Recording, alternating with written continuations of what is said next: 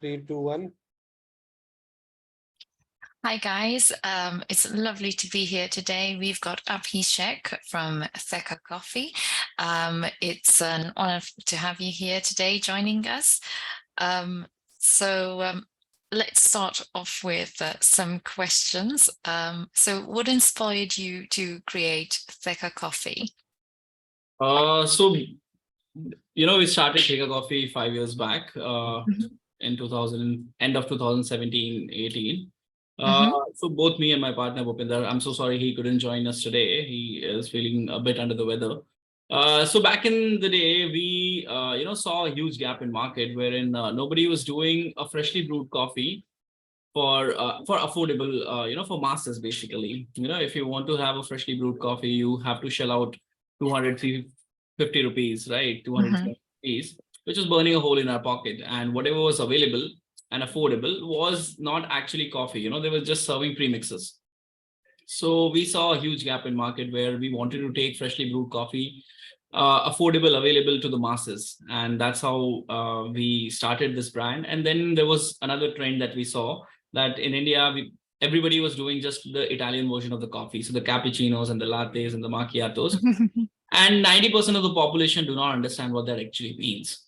So there was a huge gap there. So we started Teka with an Indian touch, basically. So Teka, essentially what it means is either a alcohol shop or a contract. That's what it actually means in the Desi slang language, Okay. in slang language. Yeah. So we just wanted to play on that sentiment where we serve the coffee in the beer pint, and to give that pretty much a touch where people tend to not go for alcoholic drinks, and they should be drinking freshly brewed coffee. And that was the whole thought. We started in Ahmedabad with one single small cart. And then we expanded to 15 outlets. Pre-COVID, post-COVID, obviously the COVID was a bit harsh to everybody in hospitality industry, especially food and beverage. So we had to shut down all the 15 outlets, 14, 15 outlets that we had back then. And then we started again, presented our product on Shark Tank. And post that, today we are at 120 locations across 35 cities in India. Wow. We're expanding every day. By the end of next month, April end, we will be at 250 locations across 60 cities. Wow, that's amazing. Well done. Yeah, thank Well you. done. That's truly inspiring. And when you started this business, did you face any resistance from your family, or did you have maybe any help? Family particularly, not so much. The involvement of family was very limited. They have their own things going on. And so, yeah, both of us, both me and my partner, since the beginning, we always had this entrepreneurial mindset, both of us. So after graduating, I'd done my master's, majoring in finance and marketing, and Bhupinder being a college dropout, both of us had this always. So after graduating, I got some lucrative job offers as well. But Mhm. then I chose to start my own small consulting agency, sort of thing. And Bhupinder has been working since he was 14. Wow. So yeah, he has had multiple gigs, mostly all of it ventures. So both of us always had this entrepreneurial mindset. So there was no resistance per se, and support was obviously they were there. They were just cheering for us from the sideline. So that was sort of like a support. Initial capital was again put up by both of us, whatever we had saved up from our initial from our prior businesses. So that capital also came from there. So yeah, Okay, that was it. very good. Excellent. And when it comes to your marketing, how are you marketing your business? I've seen your website, and I've seen that you are marketing the cold brew coffee as well. Correct. Yeah. So what else? What are you doing to market it? So apart from your website, how else are you reaching out? So my Instagram community right now is at 32K. Hmm. And but the good part is that our interaction is close to about 7 million a month. So my Instagram page is getting 7 million hits a month. And so we are actually quite active on social media. The reason being that our target audience is between 18 to 40, and with a medium disposable income, that's our TG. So they are essentially available on social media, right? We don't do a lot of outdoor, but what we do is, one obviously is a social media marketing, and another one is that we are present in all the major offline events. So whatever music festivals, whatever food festivals, Teka is available everywhere. So that's how, so any new city that we venture into, what we do is initially we make ourselves live on cloud kitchen model, the aggregator Swiggy, Zomato, and then post that we start doing the offline events activity to create our presence, and post that we launch that particular city. Wow. Okay. Yeah, and when we are launching in a new city, what we rely a lot on micro influencers and food bloggers and people like that. So we do a lot of those activities as well after starting post we are live in a particular city. So that's essentially our marketing activity in a nutshell. Even though what they say, virality is not strategy, it's more like a prayer. So we are relying more or less on that as well. Okay. And how have you found the experience with micro influencers to be? What has been the response from them? It's been absolutely phenomenal. We have a database of close to about 30,000 such microbloggers and influencers. And so any new city, we want to create that sort of, impact wherever we are launching in a particular city. Let's say we're launching Bangalore, next 15 days. So we have got a lineup of about 200 such micro influencers and bloggers. So what we want to create is that anybody who is from that particular city, whenever they're scrolling down their Instagram, Teka Coffee should be visible at least 3 to 4 times. So that's the kind of impact we're creating everywhere.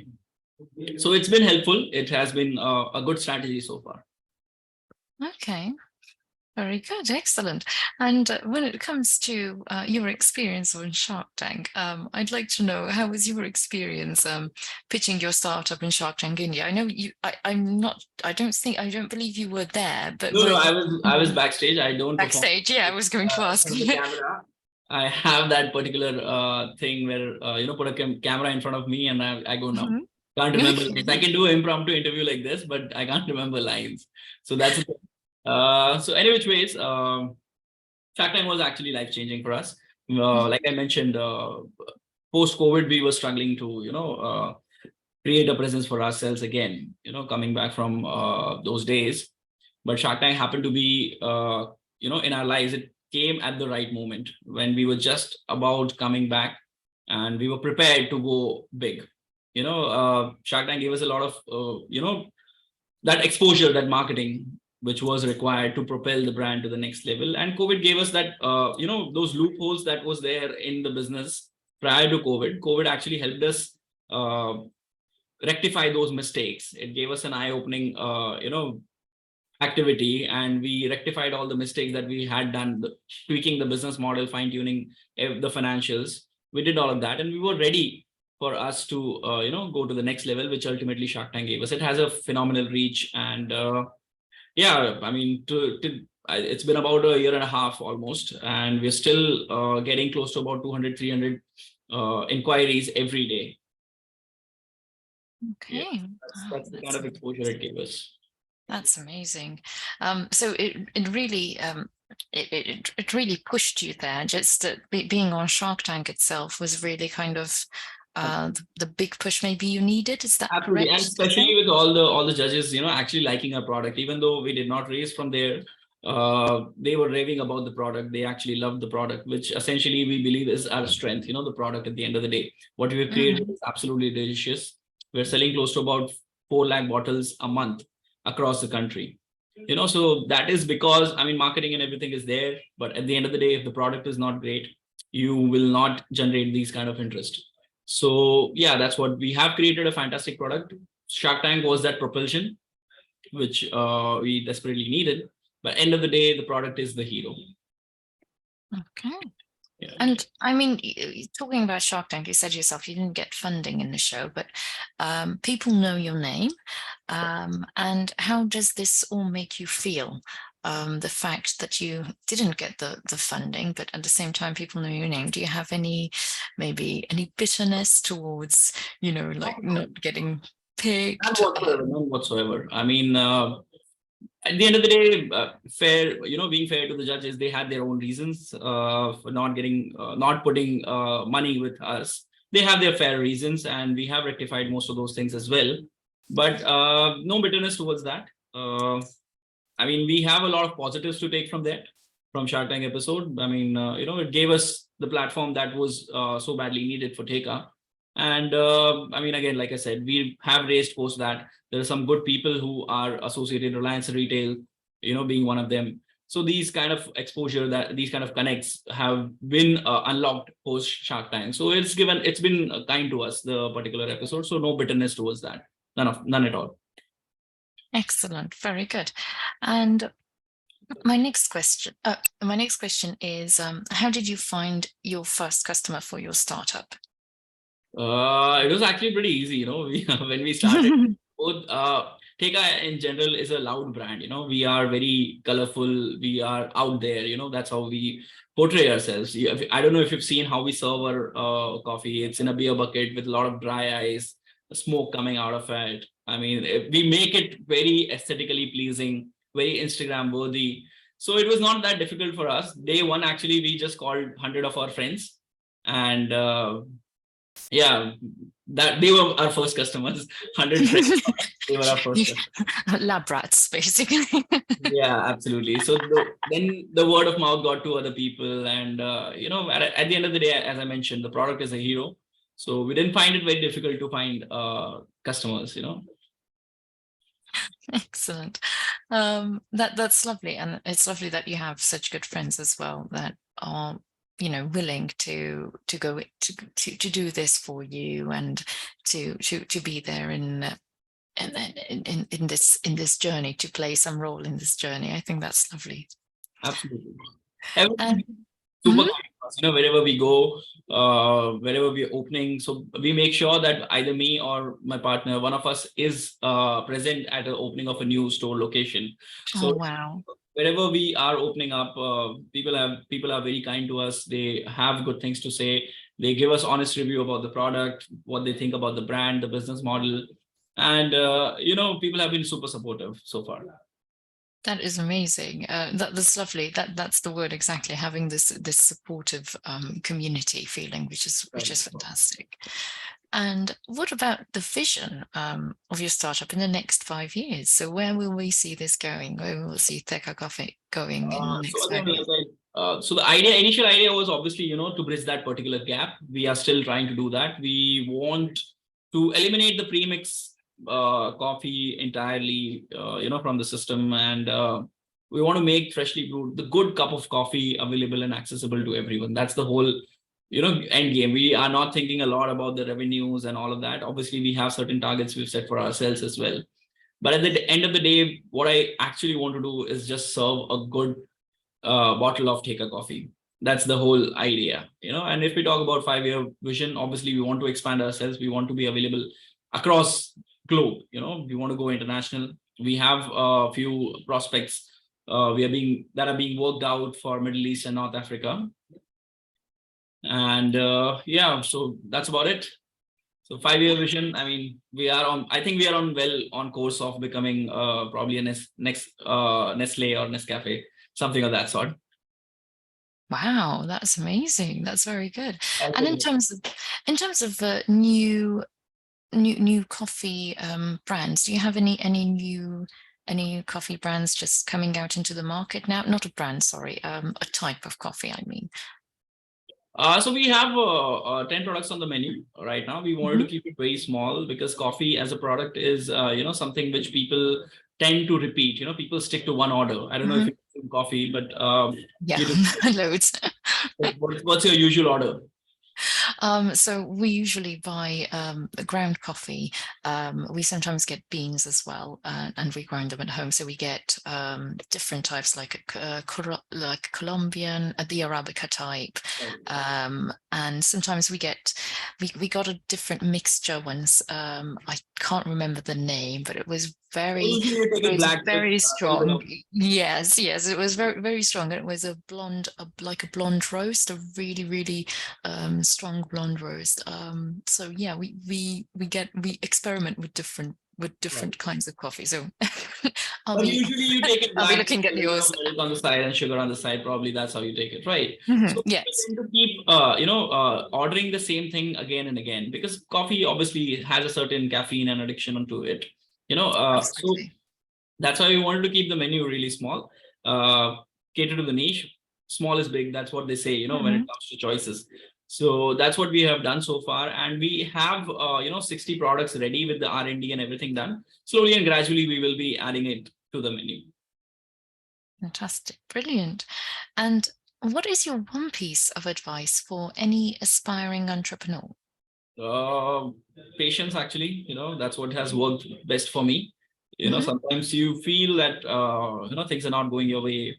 No matter how much you put a fight, things are not probably going your way, but you just have to tell yourself that, okay, tomorrow is going to be the best day of my life. That's how I go to sleep every day, even during tough times. I used to go to sleep telling myself that tomorrow is going to be the day when I become a billionaire. And that's the hope, the patience that keeps you going. Even though today, if I'm having a bad day, I just tell myself that, okay, tomorrow I'm going to conquer the world. And so that sort of patience and self belief, and you have to keep yourself motivated somehow. So don't lose hope. Stick to what you know and scale quickly. That's one thing I have learned, in my journey here. And what was the memorable moment in your whole journey? If you had to like pinpoint one moment that's really memorable for you, which one would it be? Um, I mean, there has been plenty, but after Shark Tank episode got aired, the next morning we woke up with close to about 1,000 missed calls. We never expected that sort of response to come in. Both of us woke up with 1,000 missed calls on our phone.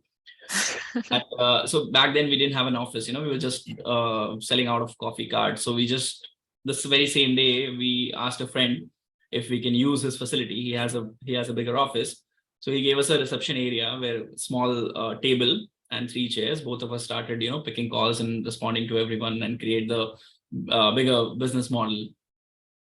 So yeah, that was actually quite interesting. That one moment I can probably say was quite interesting.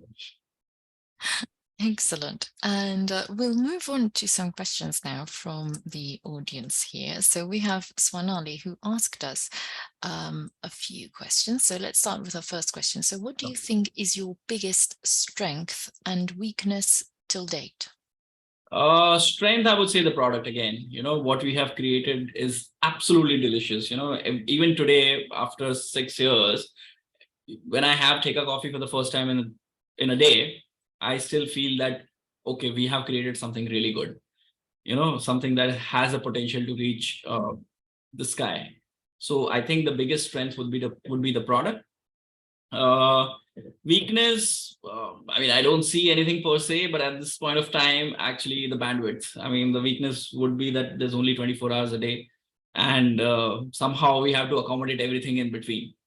So at this point of time, because we are scaling so fast, we're growing so quickly, which is actually, a good problem to have.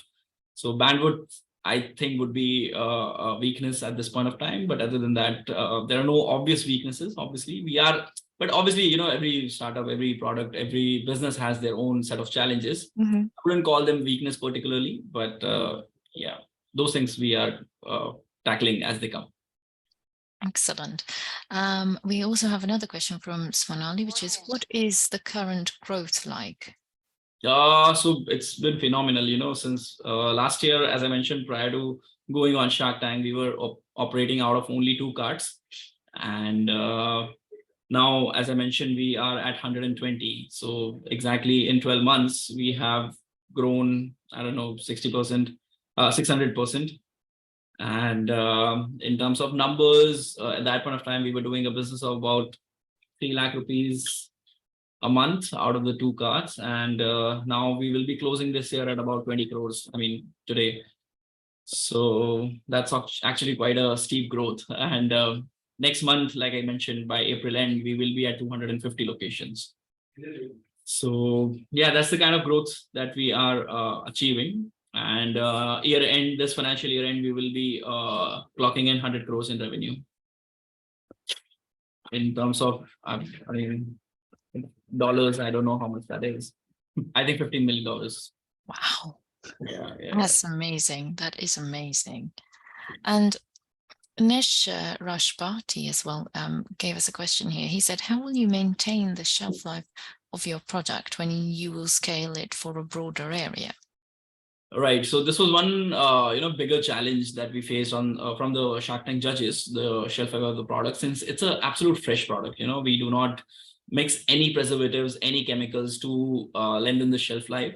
We have a 3 days shelf life of the product, which is again very high for a fresh product. A fresh cup of coffee will go bad in about 6 hours. Because of the oxidation and all. But we have managed to get it to 3 days, which is actually quite good.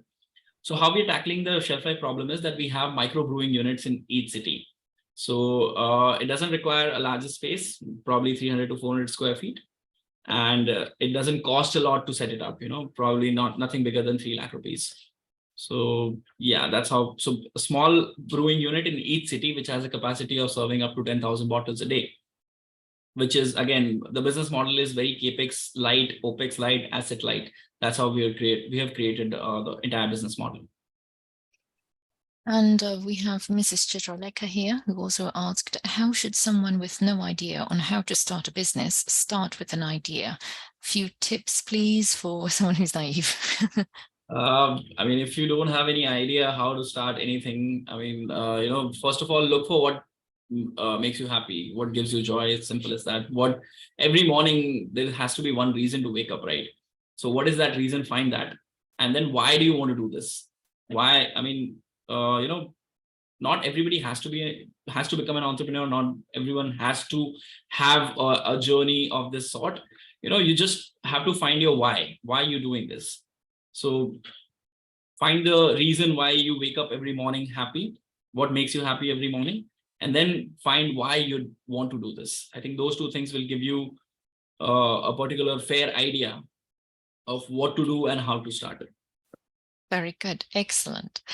And Vishal has asked, what about your first 10 employees? How did you hire them? Okay. So my first 10 employees actually, again, initially the hiring was done through connects only. People who we know, they know someone who is probably good at something that we wanted. The first 10 hiring was done in that manner, and matter of fact, all those 10 people are still with us. Even during COVID, people worked without a pay. People agreed to work without any remunerations, and the first 10 employees are still with us. So hiring was usually initially was done through word of mouth, through connects. That's how we did it. Okay, fantastic. Are there any more questions?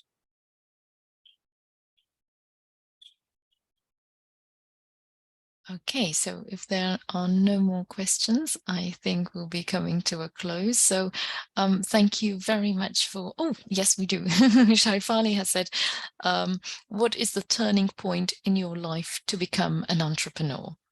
There was no such turning point per se. This was actually a belief that I had since the beginning of, times. I mean, as far as I can remember, since I was 10 years old, I had this mentality that end of the day, I'm going to work for myself. I'm going to create something myself, so that it just got instilled, you may call it how I was, brought up.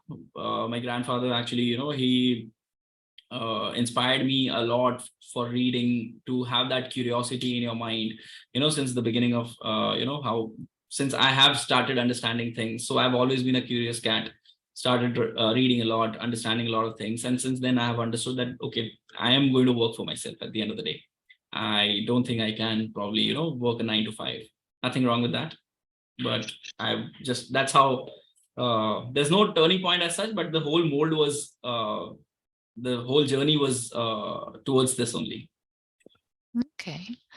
And Avinash has asked, what are challenges you face to open a store in a big city, and how do you resolve these? Okay, so our business model is actually of multiples. In a big city, what we do is we start with a bang. Like, let's take Hyderabad for an example, which we are opening on 10th of April. We'll be opening up 75 locations at once.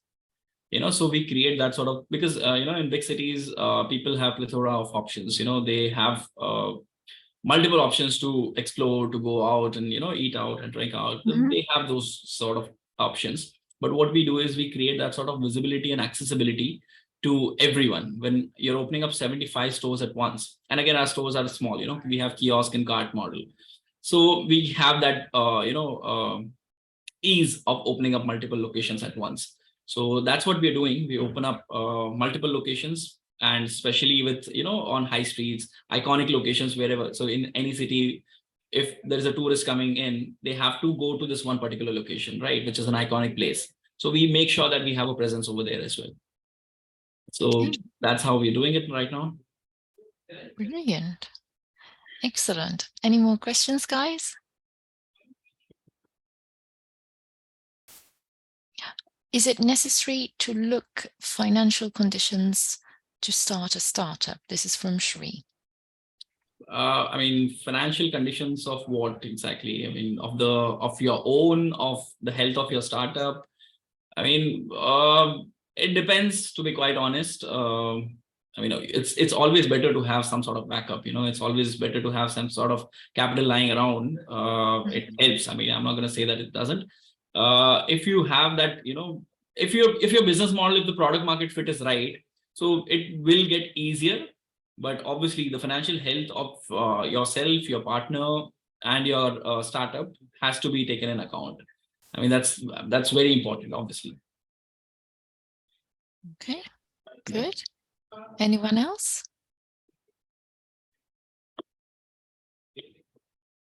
Any other questions?